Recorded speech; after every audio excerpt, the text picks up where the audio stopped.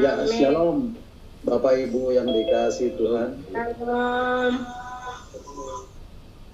Ya, selamat malam Bapak Ibu yang hadir dalam Zoom meeting Evangelist Panel pada malam hari ini. Dan juga teman-teman yang sedang mendengarkan dan mengikutinya lewat live streaming melalui Facebook atau YouTube. Selamat malam. Jumpa lagi bersama saya Stefanus Lewijaya dalam renungan-renungan arti kehadiran Tuhan. Kiranya berkat Tuhan melimpah atas kehidupan Bapak Ibu saudara semuanya, mulai sekarang dan sampai selama-lamanya. Nah Bapak Ibu, ini adalah satu kasih karunia yang Tuhan berikan kepada saya untuk saya boleh menyampaikan kebenaran daripada firman Tuhan, dan biarlah apa yang akan saya sampaikan itu boleh menjadi berkat buat Bapak Ibu saudara semuanya. Nah, satu hal yang perlu kita ingat yaitu bahwa kita diciptakan untuk menjadi penyembah-penyembah Tuhan, dan kita bisa menyembah Tuhan ketika kita berada di hadirat Tuhan. Kita bisa menyembah Tuhan ketika kita berada dan menikmati kehadiran Tuhan dan berada di dalam hadirat Tuhan. Nah Bapak Ibu, saya percaya kita semua mengalami lawatan Tuhan pada malam hari ini. Hadirat Tuhan begitu luar biasa, begitu kuat terasa, atmosfer surga terasa di tempat saya, di rumah saya, dan saya percaya itu juga terjadi di tempat di mana Bapak Ibu berada, karena hadirat Tuhan tidak dapat dibatasi oleh apapun juga, tidak dapat dibatasi oleh hal-hal yang tetapi dapat menembus dengan supernatural di tempat di mana Bapak Ibu berada. Terlebih lagi ketika kita tadi menaikkan puji-pujian dan meninggikan Tuhan, mengagungkan Tuhan, memuliakan Tuhan, dan Tuhan bertata di atas pujian Bapak Ibu saudara semuanya. Nah Bapak Ibu, malam hari ini kita akan kembali melanjutkan dan merenungkan tentang arti kehadiran Tuhan bagian yang ke-46. Dan Bapak Ibu bisa mendengarkan renungan arti kehadiran yang sudah sampaikan melalui link Facebook atau link YouTube yang sudah Pak Hin share lewat WhatsApp, bisa konsistensi. Nah Bapak Ibu, malam hari ini kita akan melanjutkan dan merenungkan bagian-bagian firman Tuhan, arti kehadiran Tuhan bagian ke-46. Dan malam hari ini dengan tema yang sama, yaitu pengudusan diri. Bapak Ibu siap diberkati malam hari ini? Berapa banyak yang siap untuk diberkati? Boleh ramaikan. Haleluya, puji Tuhan. Bapak Ibu, kenapa manusia berharga di mata Tuhan? Karena sesuatu yang paling berharga Tuhan taruh di hidup kita. Apa yang paling berharga itu Bapak Ibu? Kemuliaannya. Ya, kemuliaannya. Itulah yang paling. Tetapi ketika manusia jatuh ke dalam dosa, maka dikatakan kemuliaan Allah itu telah hilang. Ya, kemuliaan Allah itu telah hilang dari manusia. Tapi syukur pada Tuhan, karena kasih Tuhan yang begitu besar, akhirnya Tuhan membuat satu kafanan yang baru. New covenant, satu perjanjian yang baru, satu pilihan yang agung, satu pilihan yang luhur, satu pilihan yang mulia. Tuhan mau menjadi manusia. Tuhan turun dari surga menjadi manusia. Karena Tuhan mengasihi manusia, mengasihi kita, mengasihi Bapak Ibu saudara dan saya, dan supaya kita kembali dan sampai kepada kemuliaan yang semakin besar, supaya kita kembali untuk memiliki hubungan dengan Tuhan, dan supaya kita dapat kembali menikmati kehadiran, menikmati hadirat Tuhan, menikmati hadirnya Tuhan di dalam hidup ini. Dan inilah yang Tuhan kehendaki di dalam hidup kita. Bapak Ibu ketahuilah juga bahwa Tuhan menciptakan manusia, menciptakan Bapak Ibu saudara-saudara dengan satu tujuan ilahi. yaitu kita diciptakan untuk menjadi penyembah-penyembah Tuhan. Untuk menyembah Tuhan yang kudus dan mulia. Dan kita, Bapak Ibu Saudara dan saya, tidak mungkin menyembah Tuhan yang kudus dan mulia tanpa kita hidup kudus. Tidak mungkin seseorang menyembah Tuhan tanpa menghargai kekudusan Tuhan. Tuhan tidak pernah bisa dicampur dengan kenajisan. Tidak akan pernah bisa kekudusan Tuhan dan kemuliaan Tuhan itu dicampur dengan sesuatu yang tidak berkenan kepada Tuhan. Tidak mungkin bisa, Bapak Ibu. Sehingga hidup dalam kekudusan ini menjadi sangat penting. Saat kita menghampiri Tuhan, saat kita menghadap Tuhan, saat kita berhadapan dengan Tuhan, saat datang untuk menyembah Tuhan, untuk kita dapat menikmati kehadirannya, untuk kita dapat menikmati hadirat Tuhan, untuk kita dapat menikmati hadirnya Tuhan di dalam hidup ini. Dan kekudusan hidup inilah yang akan memimpin kita kepada kemuliaan yang semakin besar. Bapak Ibu, tidak banyak orang-orang Kristen, orang-orang percaya, anak-anak Tuhan, murid-murid Yesus yang memperhatikan hal ini, yang memperhatikan kekudusan ini. Tetapi sebenarnya ini adalah hal yang paling penting ketika kita mau datang kepada Tuhan. Karena kekudusan ini menghargai. Dan banyak orang Kristen, orang-orang yang percaya, anak-anak Tuhan, murid-murid Yesus yang tidak menghargai kekudusan ini. Hidupnya mengalir saja. Dan sepertinya semuanya sudah oke. Apalagi ketika hidupnya diberkati. Seperti hidupnya sudah benar di hadapan Tuhan. Tidak. Tidak, Bapak Ibu. Kekudusan Tuhan itu tidak ada hubungannya dengan berkat atau hal yang bersifat material atau duniawi. Tetapi kekudusan Tuhan itu berbicara tentang hati. Berhubungan dengan hati kita. Dan saya percaya bahwa hal-hal yang seperti ini mutlak dan harus kita dengar dan kita lakukan. Harus kita terapkan dalam kehidupan kita. Hidup kudus itu adalah proses. Satu perjalanan sepanjang hidup kita. Dan itulah yang akan memimpin kita kepada kemuliaan yang semakin besar. Bapak Ibu, kenapa kekudusan itu mahal harganya? Nah, Bapak Ibu, mari kita akan belajar dan merenungkan hal ini lebih dalam lagi. Bapak Ibu, apa itu pengudusan? Secara sederhana, malam ini kita akan belajar lagi tentang proses pengudusan kehidupan kita sebagai anak-anak Tuhan. Dan kita tidak hanya dibenarkan, tetapi kita harus mengalami proses pengudusan ini. Karena apa, Bapak Ibu? Karena Bapak Ibu telah dipanggil untuk hidup sama seperti Dia yang kudus, yang telah memanggil Bapak Ibu. Mari Bapak Ibu, kita akan membacanya di dalam surah 1 Petrus pasal yang pertama, ayat yang ke-15 dan ke-16. Surah 1 Petrus pasal yang pertama, ayat 15 dan 16 mengatakan, tetapi hendaklah kamu menjadi kudus di dalam seluruh hidupmu, sama seperti Dia yang kudus, yang telah memanggil kamu. Ayat ke-16, sebab ada tertulis, kuduslah kamu, sebab aku kudus. Jadi Bapak Ibu, tidak akan pernah bisa kekudusan Tuhan itu dicampur dengan kenajisan. Tidak akan pernah bisa kekudusan itu dan kemuliaan Tuhan itu dicampur dengan sesuatu yang tidak berkenan kepada Tuhan. Tidak akan pernah bisa kekudusan itu dicampur dengan sesuatu yang cemar.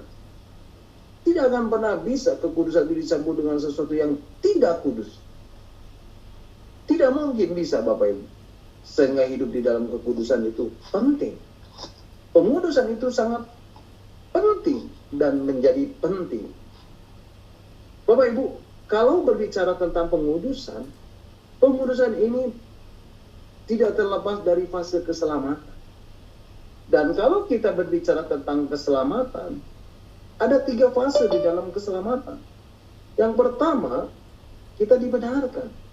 Yang kedua, kita dikuduskan. Dan yang ketiga, kita dimuliakan. Dan kita harus mengerti terlebih dahulu gambarannya. Jadi ketika Bapak Ibu Saudara dan saya diselamatkan, kita harus mengerti sebenarnya keselamatan itu apa, supaya kita semakin paham dan tidak cuma ikut-ikutan. Bahkan saya berani berkata, kalau Bapak Ibu menyandang keselamatan di KTP, itu belum menjamin keselamatan kita. Tetapi pada saat kita bersungguh hati bahwa kita diselamatkan dan mengerti bahwa keselamatan itu seperti apa, nah disitulah kita benar-benar diselamatkan. Bapak Ibu perhatikan, dikatakan keselamatan itu memiliki 3 fase. Apa yang dimaksud dengan fase, Bapak Ibu? Fase itu adalah langkah-langkah atau tahapan-tahapan. Jadi fase keselamatan adalah langkah-langkah menuju keselamatan atau tahapan-tahapan menuju keselamatan. Jadi di dalam keselamatan itu ada 3 fase. Dan kita, Bapak Ibu, Saudara dan saya harus melewati ketiga-tiganya. Yang pertama adalah pembenaran atau justification. Apa artinya pembenaran, Bapak Ibu? Atau apa artinya seseorang dibenarkan oleh Allah? Nah, Bapak Ibu, untuk bisa kita mengetahui hal itu, Bapak Ibu harus mengerti tentang konsep dosa. Karena ini berkaitan dengan konsep dosa. Dosa ini ada 2 macam. Yang pertama, perbuatan dosa. Yang kedua, sifat dosa. Apa itu perbuatan dosa? Perbuatan dosa adalah semua yang kita lakukan yang melawan firman Tuhan. Tetapi sifat dosa itu adalah menyangkut masalah hakikat keberdosaan kita, status kita, terlepas dari perbuatan dosa kita. Dan status kita itu adalah orang berdosa. Itulah status manusia di hadapan Allah. Semua manusia adalah berdosa. Tidak peduli dia sudah melakukan perbuatan dosa atau belum. Yang menjadi pertanyaan adalah, dari mana hakikat keberdosaan kita? Dari mana status keberdosaan kita? Mari Bapak Ibu kita akan membacanya di dalam surat Roma pasal yang ke-5 ayat yang ke-12. Surat Roma pasal yang ke-5 ayat yang ke-12 mengatakan, sebab itu sama seperti dosa telah masuk ke dalam dunia oleh satu orang, dan oleh dosa itu juga maut. Demikianlah maut itu telah menjalar kepada semua orang, karena semua orang telah berbuat dosa. Nah Bapak Ibu, karena satu orang, maut menjalar kepada semua orang. Siapa satu orang itu Bapak Ibu? Ia adalah Adam. Ya, Adam. Kemudian di dalam surat Roma pasal yang ke-5 ayat ke-18 dan ke-19 dikatakan, Roma pasal 5 ayat 18 dan 19 mengatakan, sebab itu sama seperti oleh satu pelanggaran semua orang berdosa, semua orang beroleh penghukuman. Demikian pula oleh satu perbuatan kebenaran semua orang beroleh pembenaran untuk hidup. Ayat 19. Jadi sama seperti oleh ketidaktaatan satu orang, semua orang telah menjadi orang berdosa. Demikian pula oleh ketaatan satu orang, semua orang menjadi orang benar. Jadi Bapak Ibu, melalui satu pelanggaran, yaitu pelanggaran Adam, semua orang beroleh penghukuman. Karena ketidaktaatan satu orang, yaitu ketidaktaatan Adam, maka banyak orang menjadi berdosa. Jadi Bapak Ibu, kita berstatus berdosa karena Adam. Karena Adamlah manusia seluruhnya mempunyai sifat dan status sebagai orang berdosa.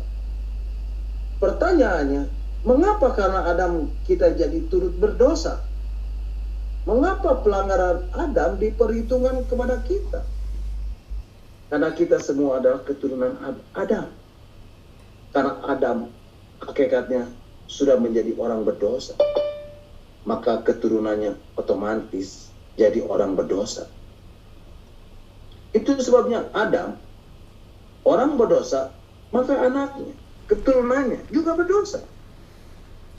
Karena semua manusia berasal dari Adam dan semua berstatus seperti Adam. Jadi Adam itu di dalam kitab suci dianggap sebagai perwakilan manusia, perwakilan kita semua. Jadi waktu Adam jatuh, semua jatuh. Waktu Adam cemar, semua cemar. Waktu Adam berdosa, semua berdosa. Bapak Ibu, karena Adam berdosa, semua keturunan jadi orang berdosa. Itulah status kita. Nah Bapak Ibu, di hadapan Tuhan, status kita adalah orang berdosa. Tetapi saat kita beriman kepada Kristus, maka kita dibenarkan. Jadi, kalau begitu, dibenarkan itu apa? Dibenarkan itu artinya adalah satu pernyataan bahwa seseorang menang karena hukum. Satu pernyataan bahwa seseorang menang secara hukum. Karena itu, arti dibenarkan di hadapan Allah adalah Allah menggantikan status seseorang berdosa itu menjadi berstatus sebagai orang benar. Jadi yang tadinya kita berstatus orang berdosa, setelah kita beriman kepada Kristus, maka Allah menyatakan statusnya di hadapan anaknya sebagai orang benar. Jadi Bapak Ibu, pembenaran itu adalah satu tindakan. Satu tindakan yang cuma-cuma di mata Allah. Di mana Allah mengampuni semua dosa kita dan menerima kita sebagai orang benar dalam pandangannya. Jadi Bapak Ibu, kalau kita dinyatakan benar, sekalipun kita penuh dengan dosa, maka kita dipandang sebagai orang benar. Tidak peduli seberapa berdosanya kita, seberapa hitamnya dosa kita di mata Tuhan. Tetapi saat kita percaya kepada Yesus, maka status kita menjadi orang benar. Allah langsung melihat kita sebagai orang benar, biarpun kita masih berdosa. Itulah pembenaran. Bapak Ibu, saya percaya kita semua sudah dibenarkan dan diselamatkan pada saat kita percaya kepada Yesus. Amin. Dan kita percaya bahwa Tuhan Yesus 2000 tahun yang lalu telah turun ke dunia untuk menjadi penebus dosa-dosa manusia, untuk menebus dosa kita, untuk menebus dosa Bapak Ibu, Saudara dan saya. Darahnya yang tercurah di kayu salib, darahnya yang mahal, itulah yang telah mengampuni semua dosa kita dan menerima kita sebagai orang benar dalam pandangannya. Jadi pembenaran atau justification itu artinya we have been saved from the penalty of sin. Artinya saat mengalami pembenaran, yaitu ketika Tuhan Yesus mati di kayu salib, disitulah kita diselamatkan. Disitulah saatnya Tuhan menyelamatkan dari penalty of sin, dari hukuman atas dosa. Karena firman Tuhan berkata di dalam surat Roma pasal 6 ayat 23, mari Bapak Ibu kita akan membacanya. Di dalam surat Roma pasal 6 ayat 23 dikatakan, sebab upah dosa adalah maut, ialah maut. Tetapi karunia Allah ialah hidup yang kekal dalam Kristus Yesus Tuhan kita. Artinya, barang siapa berdosa pasti mendapatkan maut. Jadi seharusnya kita sadar, kita yang berdosa ini, kita manusia yang berdosa ini, kita harus menanggung maut. Tetapi justru karena pembenaran Allah, atau justification Allah. Kita tidak lagi harus menanggung hukuman. Kita tidak lagi harus menanggung hukuman maut itu. Makanya peristiwa kematian Yesus di kayu salib, di situ menggambarkan bahwa Tuhan telah menanggung maut itu. Jadi upah dosa yang seharusnya kita tanggung telah ditanggung oleh Yesus. Itulah pembenaran atau justification. Bapak Ibu, perhatikan. Setelah kita memperoleh pembenaran atau justification dari Allah, lewat percaya dan menerima Yesus sebagai juru selamat kita, lewat kematian Yesus di kayu salib, dan melalui darahnya yang mahal harganya itu, yang telah tercurah di kayu salib, itu artinya kita telah disucikan dan dikuduskan oleh darah Yesus. Ini berarti kita sudah pindah dari kerajaan penguasa kegelapan atau kerajaan penguasa angkasa ke kerajaan anaknya Yesus Kristus. Jadi pada fase pertama ini Allah yang melakukannya, dan ini adalah momen pengudusan dan penyucian yang pertama. Dan iblis sudah dikalahkan oleh kuasa darah Yesus. Amin. Jadi ini adalah fase kita dipindahkan dari kerajaan kegelapan kepada kerajaan anaknya Yesus Kristus. Dan di saat yang sama pula, belenggu Bapak Ibu Saudara dan saya terhadap kuasa kegelapan diputuskan. Ya, belenggu itu diputuskan. Inilah fase pembenaran atau justification. Dan pengudusan yang pertama di dalam kehidupan kita, dalam kehidupan Bapak Ibu Saudara dan saya sebagai anak-anak Tuhan, sebagai orang Kristen, sebagai orang percaya, sebagai murid-murid Yesus, kita disucikan, dikuduskan, dipindahkan, diputuskan hubungannya dengan kuasa kegelapan, dengan kuasa dosa. Dan Bapak Ibu Saudara dan saya telah lunas dibayar. Amin. Jadi Bapak Ibu, justification ini adalah dalam urutan waktunya adalah pas. Artinya sudah berlalu dan sudah selesai. Dan sifatnya posisional kita atau posisi kita sudah diselamatkan. Dan kita bukan lagi hamba dosa. Kita bukan lagi miliknya dosa. Tetapi kita sudah menjadi milik Allah. Dan kita hambanya Allah. Kita hambanya Tuhan. Itulah posisi kita. Dan itu adalah pembenaran. Dan melalui pembenaran itulah posisi kita bukan lagi menjadi seteru Allah. Tetapi kita menjadi di pihaknya Allah. Dan berada di pihak Allah. Itu justification. Selanjutnya dikatakan justification itu free. Sifatnya gratis. Cuma-cuma. Dan harganya nggak usah kita bayar. Karena Tuhan sudah membayarnya di kayu salib. Jadi gratis. Justification itu gratis. Kemudian justification itu dikatakan life-changing promise. Mengubah kehidupan kita. Mengubah janji dalam kehidupan kita. Justification itu sifatnya instan. Setelah kita percaya kepada Tuhan, kita sudah dibenarkan. Dan kita saat itu juga diselamatkan. Instan.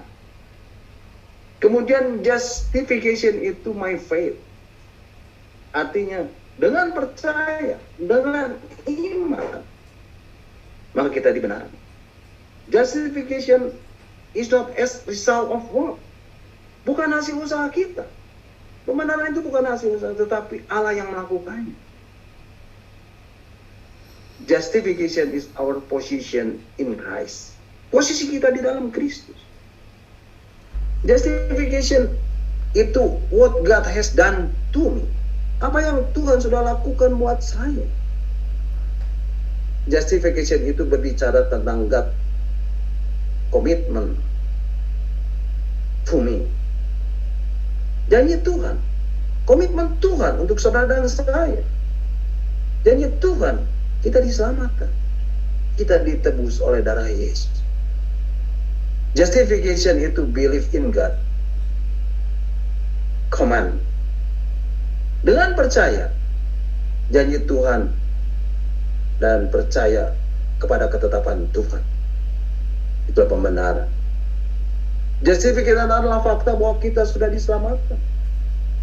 Justification adalah gambaran kita, posisi kita di dalam kekristenan. Inilah fase pembenaran atau justification, Bapak Ibu. Dan Bapak Ibu harus memahaminya dengan benar dan mengerti dengan benar tentang pembenaran ini. Yang kedua adalah pengudusan atau sanctification. Apa itu pengudusan atau sanctification? Bapak Ibu, ketika tadi Bapak Ibu, saudara dan saya sudah dibenarkan, sudah mengalami pembenaran dari Allah, sudah mengalami justification dari Allah, ternyata keselamatan itu baru awal. Dan kita tidak lagi menanggung hukuman atas dosa kita. Dan kita telah lunas, dibayar. Tetapi itu baru awal. Dan belum cukup sampai di situ. Dan kita harus masuk ke fase berikut, yaitu fase kedua. Fase pengudusan atau sanctification. We are saved by the power of sin. Nah, di sini secara singkat ya bahwa pengudusan atau sanctification itu adalah proses penyelamatan dari dosa. Jadi ternyata ini menjelaskan mengapa kita, Bapak Ibu Saudara dan saya, walau sudah diselamatkan oleh pengorbanan Tuhan Yesus di kayu salib, kita masih bisa berbuat dosa. Kadang kita bisa jatuh dalam dosa. Karena apa Bapak Ibu? Karena dosa ternyata masih punya power. Karena dosa ternyata masih punya kuasa. Dan itu yang harus kita patahkan. Kuasa itu yang harus kita hilangkan. Karena kita telah memiliki jejak rekam yang kehidupan yang lama, yang sulit untuk dihapuskan. Karena kita telah dibangun dan pernah memiliki bangunan yang lama di dalam hidup ini. Dan itu harus kita patahkan. Kuasa itu yang harus kita hilangkan. Supaya keselamatan itu menjadi utuh. Dan tentunya kita butuh bantuan. Kita butuh pertolongan. Bantuan dan pertolongan dari siapa Bapak Ibu? Perlu bantuan dan pertolongan dari Roh Kudus. Perlu bantuan dan pertolongan dari Tuhan. Amin. Dan ini semua sudah Yesus berikan kepada kita. Ketika kita percaya dan menerima Yesus sebagai juru selamat kita. Kita ini sudah dipaterai oleh Roh Kudus. Mari Bapak Ibu, kita akan membacanya di dalam surat Efesus pasal yang pertama, ayat yang ke-13 dan ke-14. Surat Efesus pasal yang pertama, ayat yang ke-13 dan ke-14 mengatakan, ayat ke-13, di dalam Dia kamu juga, karena kamu telah mendengarkan firman kebenaran, yaitu Injil keselamatanmu. Di dalam Dia kamu juga, ketika kamu percaya, dimeteraikan dengan Roh Kudus yang dijanjikannya itu. Kemudian ayat 14, dan Roh Kudus itu adalah jaminan bagian kita sampai kita memperoleh seluruhnya, yaitu penebusan yang menjadikan milik Allah untuk memuji kemuliaannya. Bapak Ibu dikatakan sampai kita memperoleh seluruhnya. Artinya apa Bapak Ibu? Artinya sampai kita memiliki keselamatan itu secara utuh. Yaitu penebusan yang menjadikan kita milik Allah.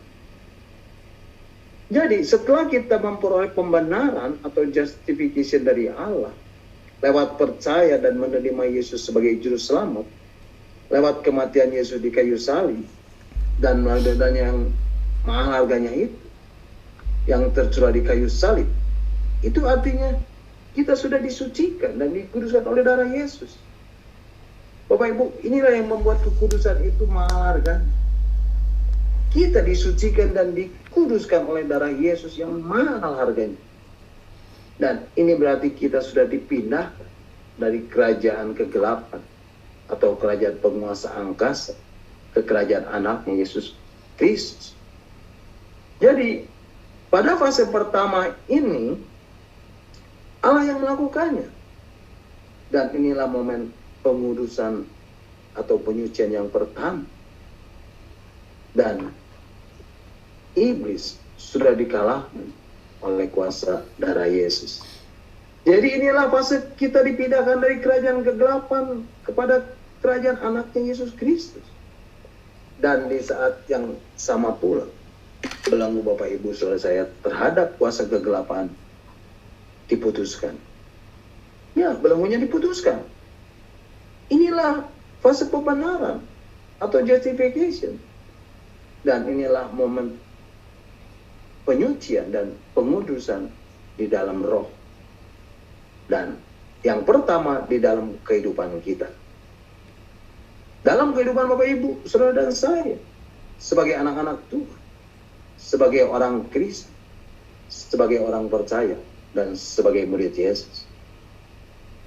Kita disucikan, kita dikuduskan, dipindahkan, diputuskan hubungannya dengan kuasa kegelapan, dengan kuasa dosa. Dan Bapak Ibu, saudara dan saya telah lunas dibayar. Nah, setelah pembenaran dan atau justification sudah selesai, sudah tuntas, dan sudah dilakukan oleh Allah, sekarang saatnya kita masuk dalam fase kedua dari keselamatan, yaitu fase pengudusan atau sanctification. Apa fase pengudusan atau sanctification itu, Bapak Ibu? Fase pengudusan itu adalah proses pengudusan.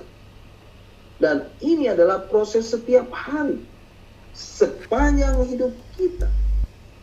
Dan inilah yang sedang kita kerjakan selama kita hidup di dunia ini.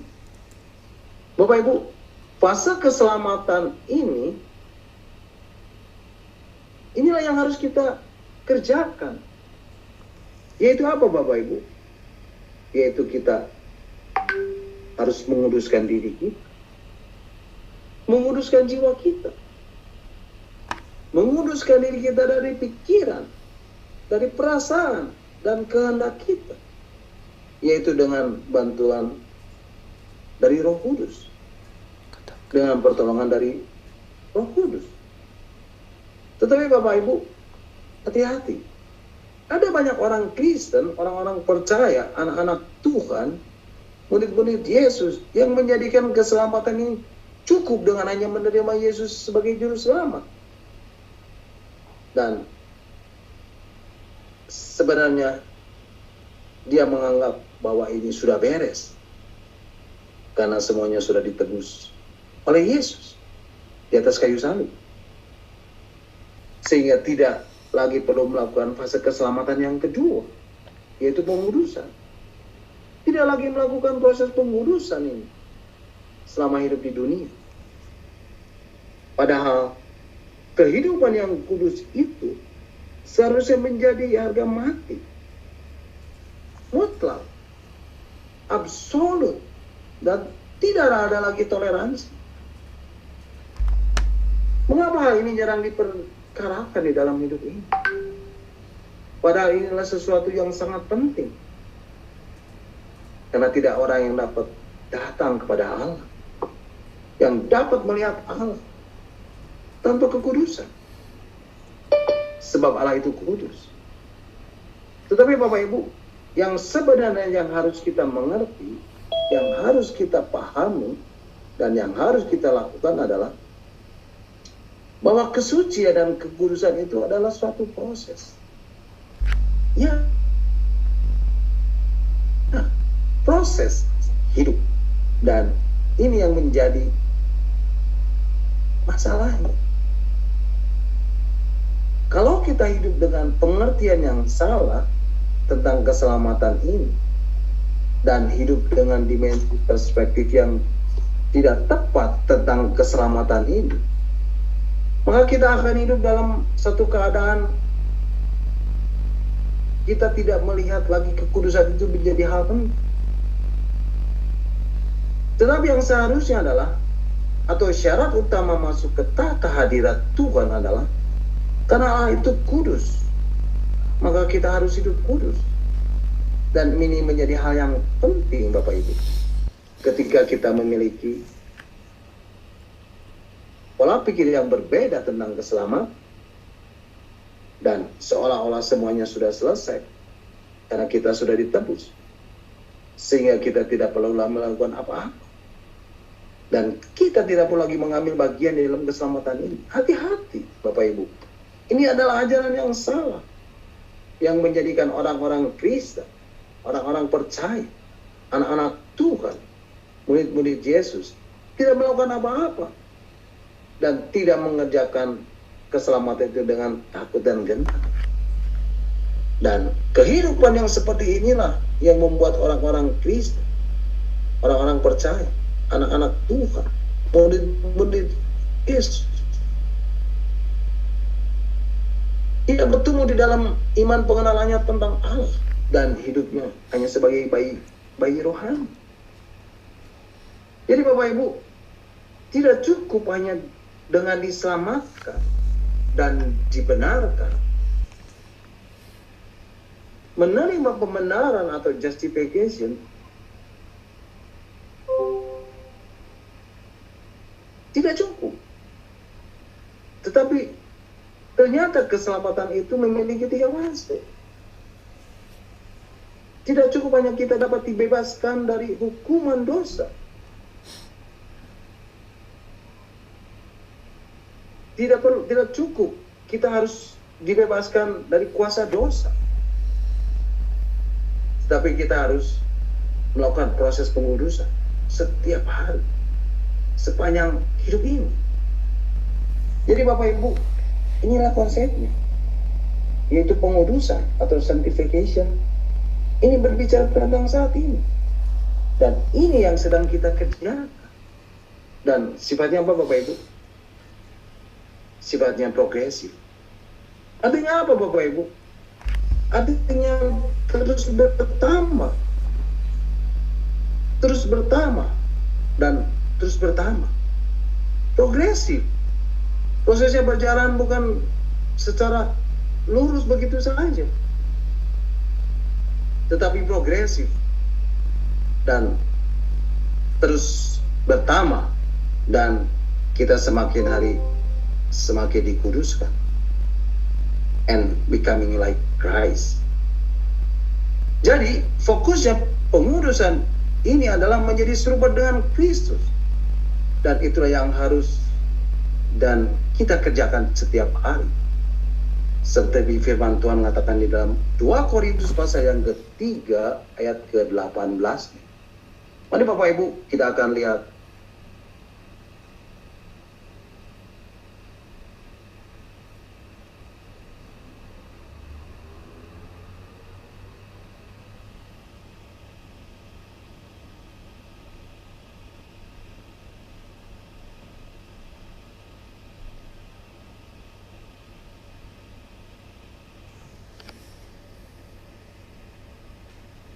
Pak Steph, audionya hilang.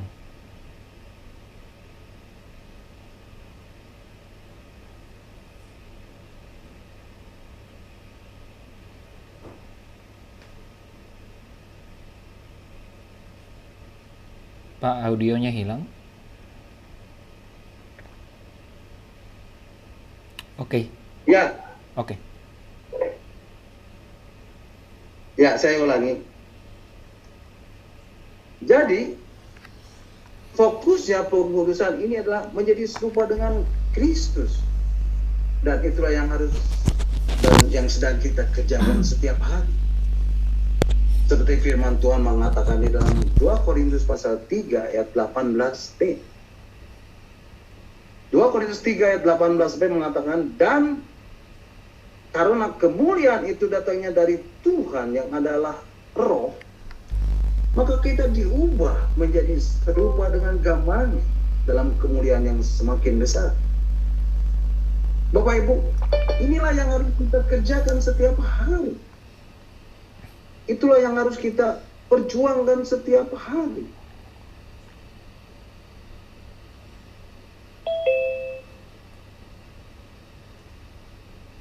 Sepanjang hidup ini, yaitu supaya kita diubah dan menjadi serupa dengan gambar dalam kemuliaan yang semakin besar. Jadi Bapak Ibu, saat kita sudah mengerti konsep keselamatan ini, saat kita mengerti bahwa mengapa kita harus berdoa, mengapa kita harus membaca firman Tuhan, kenapa kita harus hidup baik, kenapa kita harus mengasihi sesama kita, bahkan mengasihi musuh kita, dan seterusnya, dan seterusnya, dan seterusnya. Semua yang kita lakukan ini adalah sebuah proses pengudusan atau sanctification. Dan ini harus terus kita kerjakan. Ini harus menjadi peringatan buat kita bahwa kita hidup di dunia ini adalah untuk proses ini, yaitu menjadi seperti Yesus. Nah, masalahnya Bapak Ibu, seringkali ketika kita hidup di dunia ini, kita mulai terlena dengan harta, kita mulai terlena dengan kekuasaan, dan kita mulai terlena dengan kesenangan-kesenangan duniawi. Seringkali akhirnya kita lupa bahwa hidup kita di dunia ini adalah proses pengudusan. Makanya nggak heran banyak orang yang akhirnya jatuh dalam dosa. Banyak orang yang akhirnya binasa karena dosa. Karena lupa bahwa kita hidup di dunia ini adalah sebuah proses pengudusan. Kalau Bapak Ibu misalnya mendaftarkan diri dalam satu pertandingan lari maraton, misalnya itu diadakan 1 bulan ke depan dengan hadiah yang menarik, Bapak Ibu pasti melakukan apa? Latihan, bukan? Bapak Ibu pasti melatih diri, makan makanan yang bergizi, cukup minum, mempersiapkan sepatu barangkali, istirahat yang cukup, menjaga stamina, dan seterusnya, dan seterusnya, dan seterusnya. Pokoknya mempersiapkan sedemikian rupa. Dan Bapak Ibu tidak akan menyanyiakan waktu itu, bukan? Tetapi Bapak Ibu akan mempergunakannya untuk melatih diri, supaya ketika saatnya nanti pada saat pertandingan, Bapak Ibu dapat memenangkan pertandingan tersebut. Betul? Begitu pula dengan kita. Ketika kita hidup di dunia, kita percaya proses pengudusan itu adalah proses pelatihan kita. Dan seharusnya lah kita mempergunakan waktu itu dengan baik, supaya nanti ketika Tuhan Yesus datang untuk yang kedua kalinya, kita didapatinya serupa dengan Dia, dan kita siap untuk dimuliakan. Nah, sekali lagi, masalahnya seringkali kita lupa. Hidup kita ini mengalir saja, dan tidak mempergunakan waktu itu sebagai kesempatan untuk melatih diri kita, untuk hidup di dalam proses pengudusan setiap hari, sepanjang hidup. Dan kita juga seringkali lupa bahwa yang namanya proses pengudusan itu menyakitkan.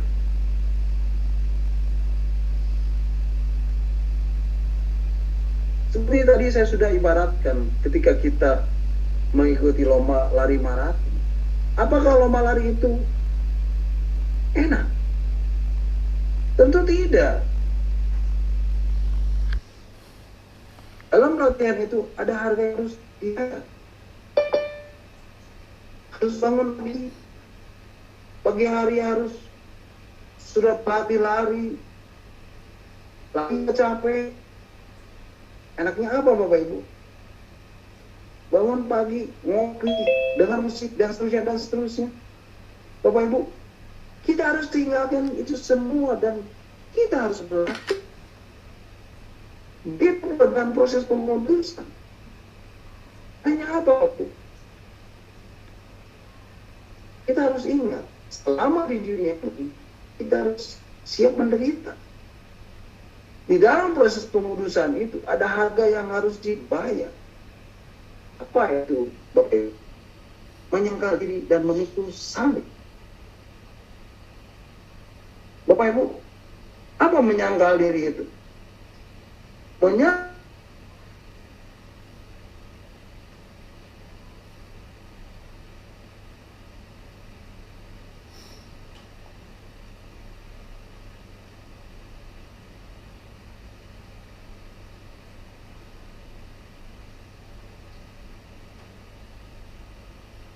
Oke, Pak.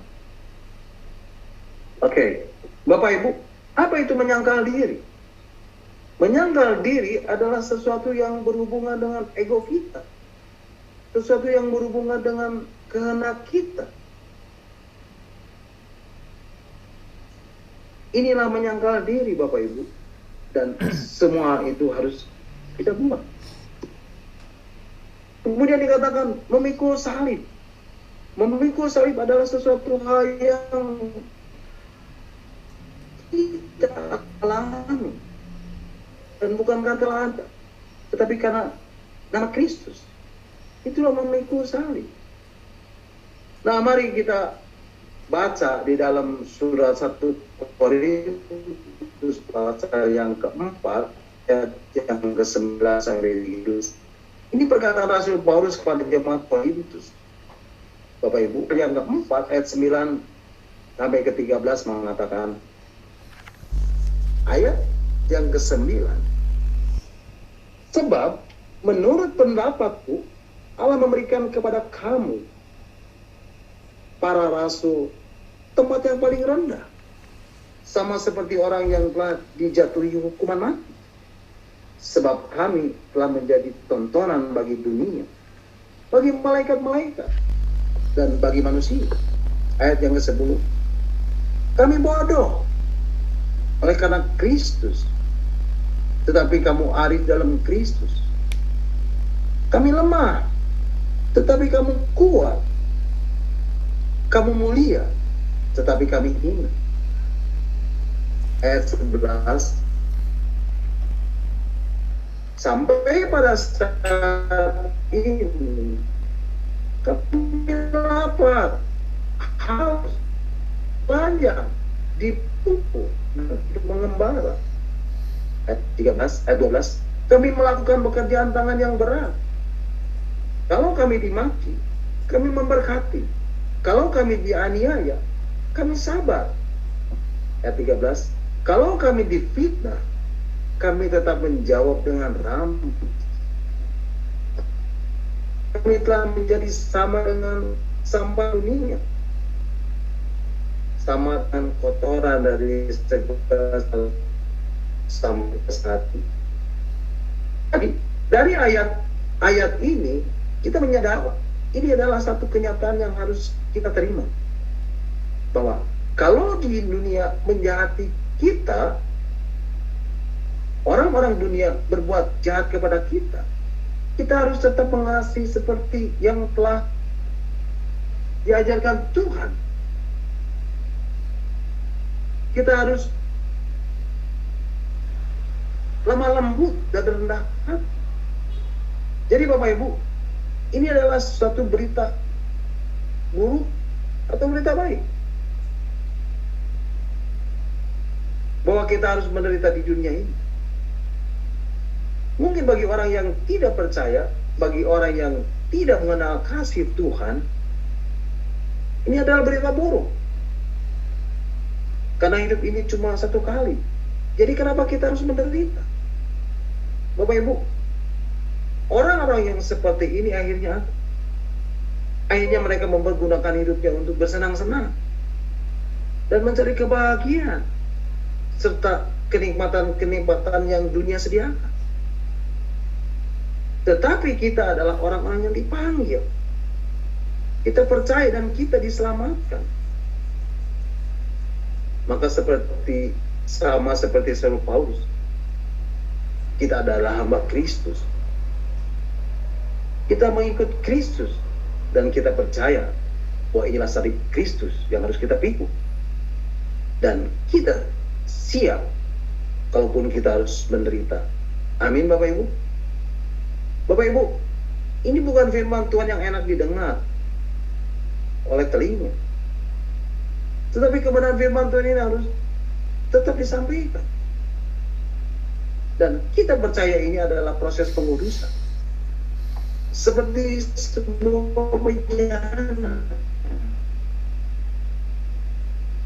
Bencana itu awalnya di tanah liat, yang harus dipukul dulu sedemikian rupa, yang harus dibentuk oleh tangan penciptanya, supaya akhirnya menjadi satu bejana yang bagus dan menjadi bejana yang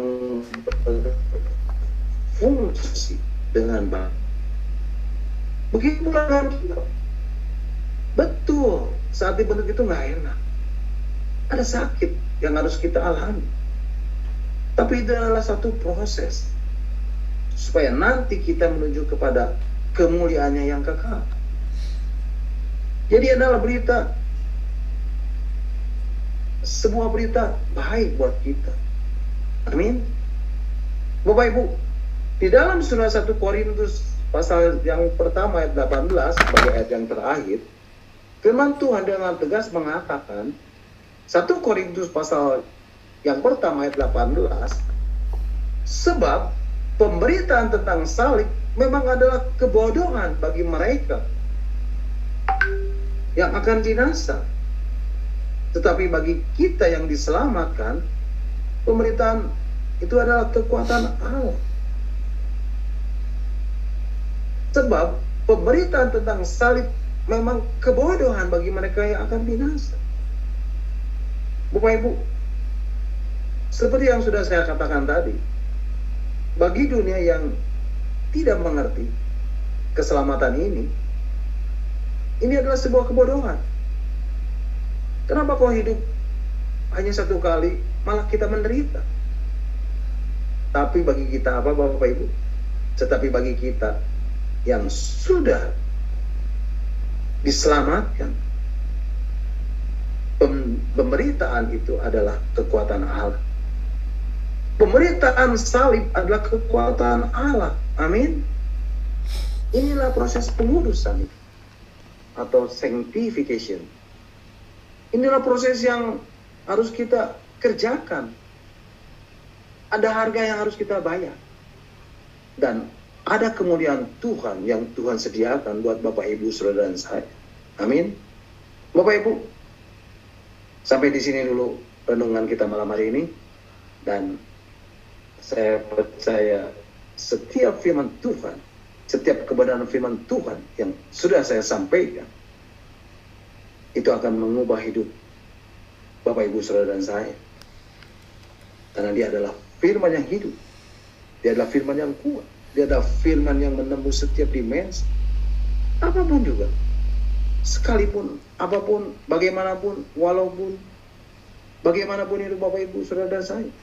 Percayalah, ketika kita, Bapak Ibu Saudara mencari terlebih dahulu kerajaan Allah dan kebenarannya, maka semuanya akan ditambahkan kepadamu. Amin. God bless you all. Silakan Bapak Ibu kalau ada yang mau menambahkan atau ada yang mau bertanya, nanti Pak Hen yang akan menjawabnya. Amin. Terpujilah Tuhan. Mari Bapak Ibu, kita akan bersyukur buat renungan yang sudah kita dengar dan yang sudah saya sampaikan. Dan kita akan berdoa.